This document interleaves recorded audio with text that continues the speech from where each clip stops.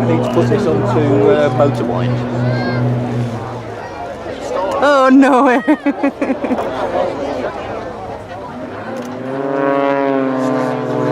Demonstrating the incredible capabilities of the extra now, the pilots pulled back on the throttle, reduced the power, and at the last minute pulled the throttle back up again as they fly out of the manoeuvre. Now taking centre stage here, this is Blade 4, Andy Evans, our solo display pilot.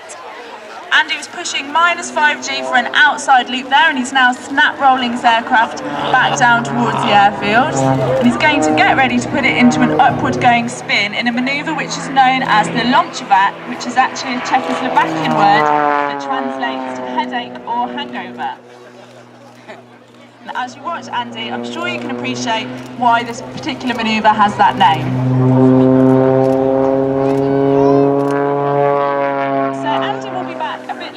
For some more solo display flying, but in the meantime, if you look to your left, blades 1, 2 and 3 are coming down the display line in formation. They're demonstrating the roll capability of the Extra 300 in the blades twinkle roll. You hear the pilot speaking there?